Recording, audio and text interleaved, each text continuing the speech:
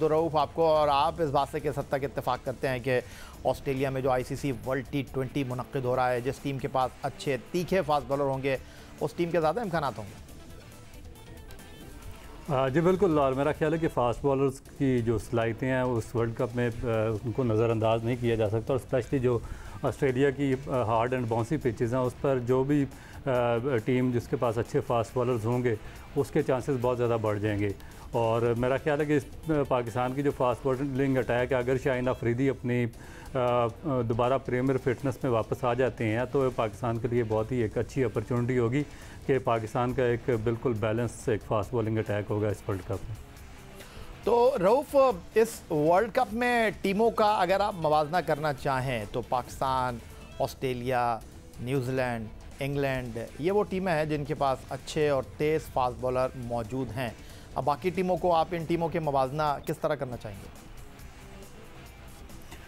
देखिए, मेरा ख्याल है कि पाकिस्तान और ऑस्ट्रेलिया के दरमियान टफ़ कंपटीशन होगा फास्ट बॉलिंग का, क्योंकि पाकिस्तान के पास भी काफ़ी सीजनल फास्ट बॉलर हैं और ऑस्ट्रेलिया के पास मिचेल स्टार्क, हैज़लवुड और जो उनके कैप्टन हैं वो भी बड़े अच्छे फास्ट बॉलर हैं। उसके बाद जो आपकी साउथ अफ्रीकन टीम है उनके पास फास्ट बॉलिंग अटैक बहुत ज़्यादा स्ट्रॉन्ग है। इंग्लैंड का जो फास्ट बॉलिंग अटैक है वो बहुत ज़्यादा स्ट्रॉन्ग है। थोड़ा सा जो इंडियन टीम है वो अनलकी रही, क्योंकि उनके जो प्रीमियर फास्ट बॉलर हैं बुमराह, वो वर्ल्ड कप में पार्टिसिपेट नहीं कर सके और वो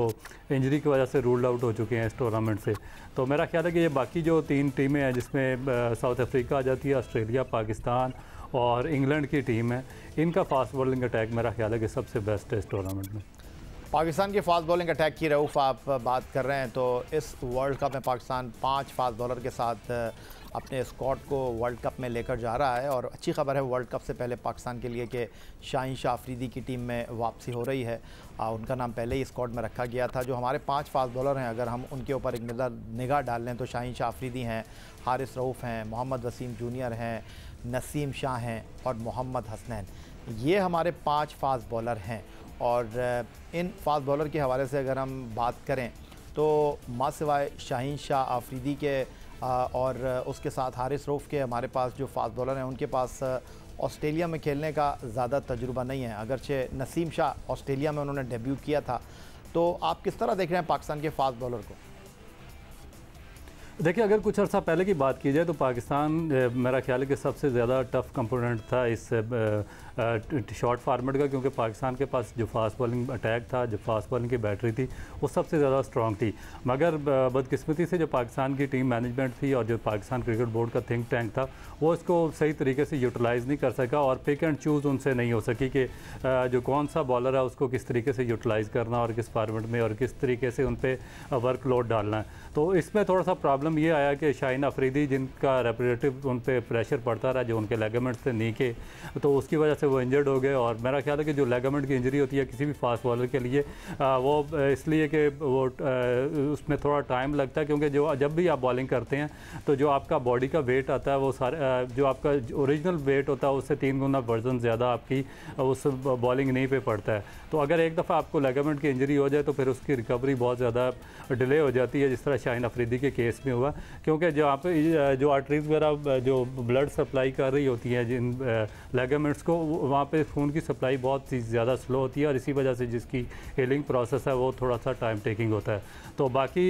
जहाँ तक दूसरे हैं, हारिस रऊफ़ हैं, उन पर भी थोड़ा वर्कलोड ज़्यादा डाला पाकिस्तान ने, क्योंकि श्रीलंका टूर उन्होंने किया, उसके बाद नीदरलैंड वो गए हैं, एशिया कप के सारे मैचेस खेले हैं और उसके बाद जो इंग्लैंड की सीरीज़ थी उसमें एक मैच में रेस्ट दिया और बाकी मैचेस खिलाए। अभी न्यूजीलैंड में भी खेल रहे थे। तो मेरा ख्याल है कि उन पे भी काफ़ी एक्स्ट्रा बर्डन डाला गया। जो तीसरे आपके फास्ट बॉलर हैं वो मोहम्मद हसनैन हैं, वो 1 साल रेस्ट के बाद आए हैं, जो उन पर एलिगेशन था, मगर उसके बाद अभी तक वो उस तरीके से अपना रिदम हासिल करने में कामयाब नहीं हो सके जो कि उनकी रिकग्निशन था किसी दौर में, और अभी तक वो थोड़ा सा स्ट्रगल कर रहे हैं। एक प्लस पॉइंट ये है कि जो पाकिस्तान के दोनों फास्ट बॉलर हैं, जिसमें आपके हसनैन और जो आ जाते हैं हारिस रऊफ़, इनको बिग बैश का एक्सपोजर है और वो वहाँ पर काफ़ी ज़्यादा ऑस्ट्रेलिया में जो लीग क्रिकेट है वो खेले हैं, तो उसका एडवांटेज इनको डेफिनेट हो सकता है। बाकी जो वसीम है वो भी यंग है, एनर्जेटिक हैं और ऑस्ट्रेलियन पिचेस पर अब देखा जाएगा कि वो किस हद तक डिलीवर करने में कामयाब होते हैं। तो अगर हम बात करें हारिस रऊफ़ की, आपने बात की, आपने नसीम की बात की, आपने शाहीन शाह अफरीदी की बात की, आपको लगता है कि रऊफ़ साहब के हमारे पास जो दो ऑलराउंडर हैं शादाब और नवाज़ की शक्ल में, आपको लगता है कि ऑस्ट्रेलिया की कंडीशन में हमारे पास एक फ़ास्ट बॉलिंग ऑलराउंडर होना चाहिए था और इस वर्ल्ड कप में हम फ़हीम अशरफ को बहुत ज़्यादा मिस करेंगे? जी बिल्कुल, और मेरे ख़्याल में Faheem Ashraf one of the best allrounder था। और जिस तरह वो पास्ट में खेला है, जो साउथ अफ्रीका सीरीज़ थी और उसके बाद जो इंग्लैंड के ख़िलाफ़ सीरीज़ हुई, उसमें उसने बैटिंग की थी और बॉलिंग की थी, वो बहुत ही एक्सेप्शनल थी। मगर सडनली उसका टीम से बिल्कुल आउट हो जाना मेरे लिए बहुत ज़्यादा सरप्राइजिंग था कि हमें एक आउटस्टैंडिंग किस्म का ऑलराउंडर मिला था, जो ना सिर्फ बेहतरीन बॉलिंग कर सकता था, उसके अलावा जो उसकी बैटिंग की सलाहियतें थी उससे कोई भी इनकार नहीं कर सकता था। तो मगर जिस तरीके से उसको इग्नोर किया गया और जिस तरीके से उसको वेस्ट किया गया, वो मेरे लिए बहुत ज़्यादा दुख की बात है।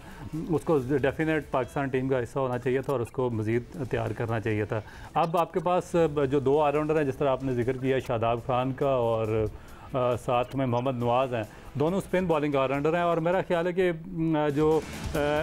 इनको भी थोड़ा सा एक चाहिए होता है कि जो अगर मीडियोकर बॉलिंग अटैक इनको मिल जाए तो इनकी बैटिंग बहुत ज़्यादा वहाँ पे पाकिस्तान को सपोर्ट कर देती है। मगर जब आपने देखा जिस तरह श्रीलंका के एक्सेप्शनल स्पिनर आए थे पाकिस्तान के ख़िलाफ़ फाइनल में एशिया कप के, तो उन्होंने एक डिफरेंस क्रिएट कर दिया था। और उसके बाद जो टॉप क्लास अगर फास्ट बॉलर आते हैं, जिस तरह मार्क वुड आए थे इंग्लैंड के, और जिस तरह स्टार्क होंगे या जिस तरह वो रबाडा होंगे साउथ अफ्रीका के, तो मेरा ख्याल है कि इनके लिए थोड़ा सा मुश्किल हो जाएगा इतने जो टॉप क्लास फास्ट बॉलर हैं इनको फेस करना। तो उसके लिए आपको जो जेन्युइन बैट्समैन है उन पे ही डिपेंड करना पड़ेगा। अच्छा रऊफ़ साहब, अब हम जो चौथे फास्ट बॉलर की बात कर रहे हैं, बज़ाहिर हम ऐसा ही लग रहा है कि नवाज़ शादाब की मौजूदगी में शाहीन शाह अफरीदी, नसीम शाह और हारिस रऊफ़ हमारा ये पेस अटैक होगा। लेकिन आपको नहीं लगता कि अगर हम बैटिंग ऑर्डर में नवाज़ को और शादाब को प्रमोट करते हैं तो हमारा मिडल ऑर्डर जो है वैसे ही नीचे आ जाएगा? क्योंकि हमने देखा कि 7वें नंबर पर फाइनल में बैटिंग करने के लिए क्राइस्टचर्च में आए थे इफ्तिखार अहमद। तो आपको नहीं लगता कि ऐसी सूरत में हमको अपना एक मिडल ऑर्डर बैट्समैन कम करके चौथे फास्ट बॉलर को टीम में डालना चाहिए? देखिए, मेरा नहीं ख्याल कि इस फॉर्मेट में आप चौथे फास्ट बॉलर को टीम में डालेंगे, क्योंकि 3 फास्ट बॉलर ही इनफ होंगे। और पाकिस्तान की जो टीम कम्बिनेशन बना हुआ उसमें भी मेरा ख्याल है कि जो चौथा फास्ट बॉलर है उसकी जगह नहीं बनेगी। जहाँ तक आपने मिडिल ऑर्डर की बात की है तो वो इसलिए भी स्ट्रगल कर रहा है। एक तो देखें कि उनकी जो एवरेजेस हैं वो काफ़ी अरसे से पाकिस्तान टीम के साथ उनको कैरी किया जा रहा है, मगर उनकी जो एवरेज है वो बिलो द बेल्ट है, किसी की 14 रन की या 15 या 16 रन की एवरेज है इस तरह से। तो वो जो इंटरनेशनल लेवल है उनके स्टैंडर्ड्स को वो मीट नहीं कर रहे। हाँ, कभी हो जाता है कि वो किसी मैच में एक्सेप्शनल परफॉर्म कर देते हैं, उसको आप कह सकते हैं कि once in a blue moon कभी कभार उनकी परफॉर्मेंस हो जाती है 10, 15, 20 मैचेस के बाद। मगर अगर आप उनको कंटिन्यूसली परफॉर्म करते हुए देखना चाहते हैं तो आपको टेक्निकली वेरी स्ट्रॉन्ग बैट्समैन जो हैं आपके डोमेस्टिक क्रिकेट के, उनको आपको इस पोजीशन पर और नंबर्स पर लाना पड़ेगा। क्योंकि एक और चीज़ मैं आपको बताना चाहूँगा कि जो आपके ओपनर्स हैं, जिस तरह बाबर आजम या रिजवान इस फॉर्मेट में ओपन करते हैं, जब ये 6 ओवर्स खेलकर 35 या 36 रन करते हैं तो एक एक्स्ट्रा बर्डन और एक्स्ट्रा प्रेशर आपकी मिडिल ऑर्डर पर डेवलप हो जाता है। क्योंकि जो नेक्स्ट 6 ओवर्स हैं उसमें आपको 65 रन और करने पड़ते हैं 11 की एवरेज से, और उसके बाद फिर आप इस काबिल होते हैं कि ट्रू पिचेस पर आप अगर आखिरी 8 ओवर में फिर दोबारा 10 की एवरेज से रन करें तो 180 प्लस आप रन कर सकते हैं। तो ये बड़ा मुश्किल हो जाता है किसी भी जो मिडिल ऑर्डर बैटिंग है उनके लिए कि आके अगर आपके ओपनर्स 6 ओवर्स के बाद 35-36 रन के बाद आउट हो जाएं तो फिर एक मिडिल ऑर्डर के लिए आकर 10 या 11 रन की एवरेज अचीव करना वो मेरा ख्याल है कि बहुत ही ज़्यादा मुश्किल हो जाता है। इसमें थोड़ा सा एक्सलरेशन चाहिए पाकिस्तान की जो ओपनिंग स्लॉट है उसमें, क्योंकि उनको हर तीसरे या चौथे मैच में मेरा ख्याल है कि 6 ओवर्स में 55 या 60 रन उनको करना पड़ेंगे।